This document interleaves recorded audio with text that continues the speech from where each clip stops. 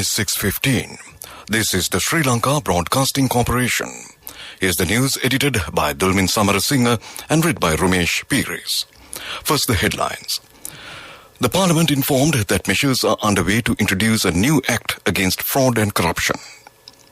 MP Anurakumara Disanayake says the country needs a new political culture.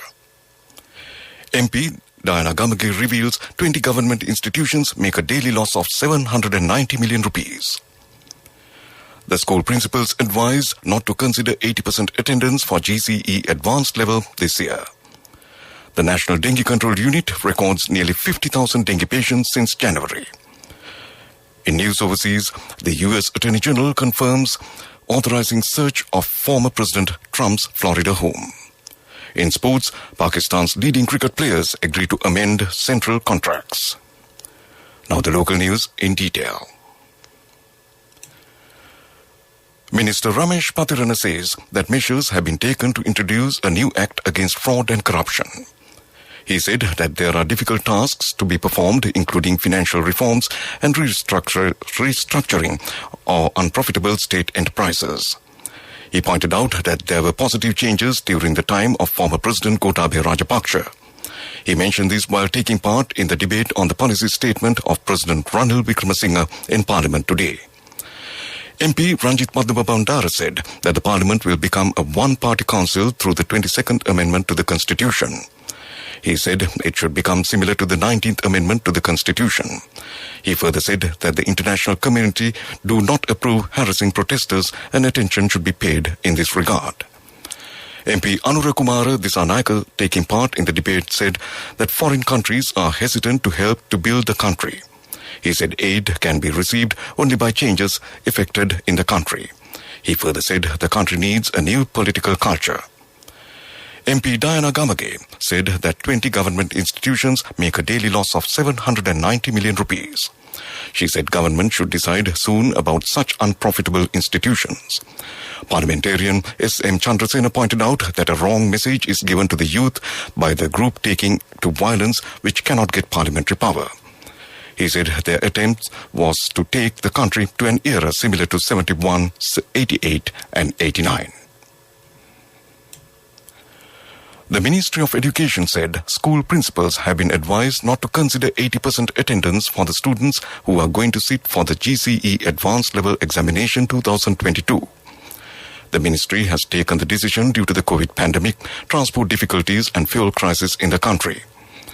Meanwhile, the Education Ministry has extended the date for calling applications for the National Colleges for Education until 19th of this month. Earlier, the due date was announced as today based on the 2019-2020 GCE Advanced Level results. The National Dengue Control Unit Chief Consultant Dr. Sudat Samaravira said nearly 50,000 dengue patients have been reported throughout the country since January this year. Dr. Samaravira said yesterday that more than 2,700 dengue patients were reported from the country during this month. This news broadcast comes to you from the Sri Lanka Broadcasting Corporation. People's Bank, yes. Digital savings account, say yes to challenge.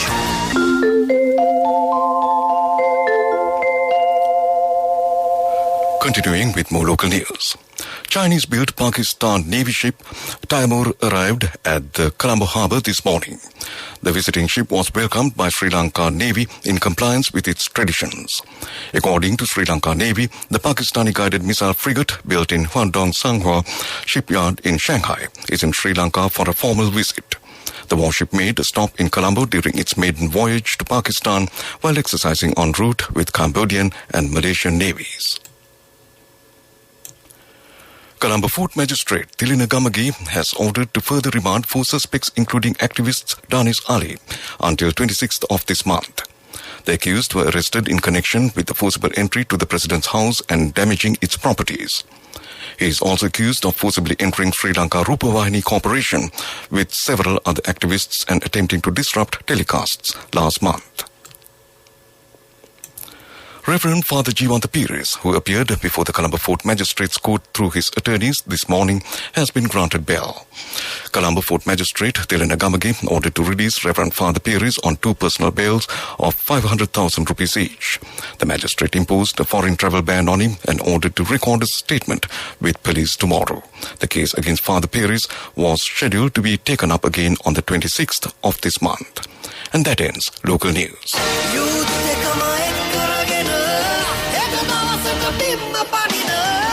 People's Bank, yes. Digital savings account, say yes to challenge. The main news story is brought to you by Siddhalepa Veda Mahatmya. Moving on to the main news story, Chief Epidemiologist Dr. Samita Ginige says that no incidents of allergic reactions, deaths were reported from those who received the second booster vaccines against COVID-19. He said that 8,060,993 persons in the country have received first booster doses and 82,238 persons have received the second booster dose so far. Dr. Ginige said that nobody should be frightened to have the booster doses. And that was the main news story. The main news story was brought to you by Siddhalepa Veda Mahatmya. Watch Life is brought to you by A Strength to Your Life. CIB Janajaya Vasana has commenced. Valuable gifts and all bills are on 31st of October. Come to CIB today. In Watchlight this evening, a publication of Institute of Policy Studies has identified that a key barrier to remote work in Sri Lanka is the lack of relevant regulations and legislation governing the work-from-home practice. The publication, titled Winners and Losers of Sri Lanka's Work-from-Home Policy, advocates legal reforms to facilitate work-from-home and improves labour market activities in the country amidst the ongoing economic crisis. That came to you in Watchlight. A bulletin of world news is next. A Strength to Your Life. CIB Janajaya Vasana has commenced. Valuable gifts and all bills are on 31st of October. Come to CIB today. On to the World News Bulletin. First, the headlines. The U.S. Attorney General confirms authorizing search of former President Trump's Florida home. Brazilians march in defense of democracy. South Korea's president pardons Samsung Air. Now the World News in detail. U.S. Attorney General Merrick Garland has confirmed that the Federal Bureau of Investigation searched the Florida resort home of former President Donald Trump.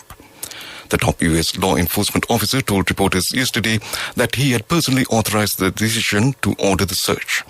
Trump had earlier said that his Mar-a-Lago estate was raided by FBI agents on Monday. Garland did not disclose what the investigators were looking for. Thousands of Brazilians have taken to the streets amid concern President Jair Bolsonaro will try to stay in power even if he loses October's election. Protesters marched in several cities yesterday in defense of democracy over fears that far-right leader would not respect the outcome of the vote. Mr. Bolsonaro has reportedly sought to discredit Brazil's voting system. He has claimed that electronic voting machines enabling cheating because of the absence of a paper trail. The South Korean President Yoon Suk-yeol has granted its first pardons, including Samsung Electronics Vice Chairman Lee Jae-yong. The Justice Ministry announced the pardons today. They will become effective on Monday, which is the country's Liberation Day. Samsung Air Lee had been sentenced to prison in a bribery case involving former President Park Geun-hye and was released on a parole in August of last year. Back to the headlines of the world news. The U.S. Attorney General confirms authorizing search of former President Trump's Florida home. Brazilians march in defense of democracy. And South Korea's president pardons Samsung Air. And that concludes World News. Moving on to development news. International Youth Day advocates for the participation of young people to take action to change the world. To commemorate the significance this year and to provide a platform to young leaders in Sri Lanka, the United Nations Development Programme in Sri Lanka launched 2 new calls for young innovators to act on climate change and conservation in the country called the Hackaday Green Innovation Challenge and the Movers for Climate Programme. The 2 programs were launched this morning and youth-led discussions centered around advocating the youth climate action for a socially inclusive recovery. And that was Development News. Sports News is brought to you by Sampath Bank, we present your future. Moving on to sports, it's cricket. After several days of impasse, a group of Pakistan's leading players, including Captain Baba Azam, Shaheen Afridi and Mohammad Rizwan, agreed to sign the Pakistan Cricket Board's central contracts after successfully negotiating changes in several clauses. The group signed the contracts nearly a week after receiving them and just before flying out for the tour to Netherlands after the Pakistan Cricket Board revised them on the day of departure. Meanwhile, according to Indian Cricket Board President Sourav Ganguly, the board has earmarked a window in March for women's IPL in 2023 and the process to get the show on the road are underway. The women's season that generally stretches from November to April has been advanced by a month. And that was Sports News. Cash through NSP globally and win wonderful gifts locally. From October 1st, 2021 to December 31st, 2022. Remit a minimum of $100 or an equivalent amount in any foreign currency 3 times through NSB You Trust. Business News, sponsored by National Savings Bank, the safest place for your money.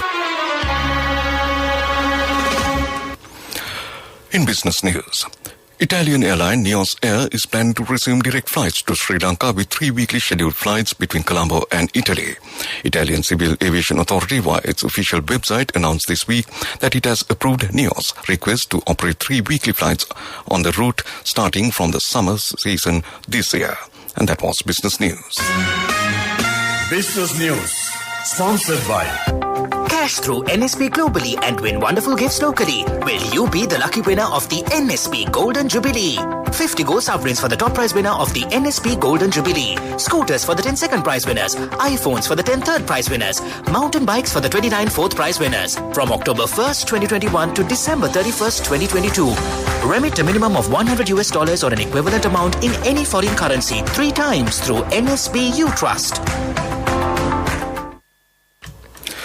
In economic news, Commissioner General of Excise Department M.J. Gunasiri says Sri Lanka hopes to earn around $50 million in export revenue from locally made liquor sales in 2023. He said that last year, Sri Lanka received $25 million by selling liquor overseas produced in Sri Lanka.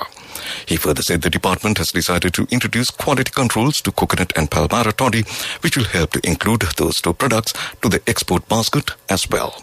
And that was economic news. The weather report is next. Moving on to the weather report, the Met Department forecasts a few showers in the western and Sabaragama provinces and in the Galle and Matara districts. Showers or thunder showers may occur at several places in the central, Uva and eastern provinces during the evening or night. Mainly fair weather will prevail elsewhere. And to end this news broadcast, a recap of the main news headlines.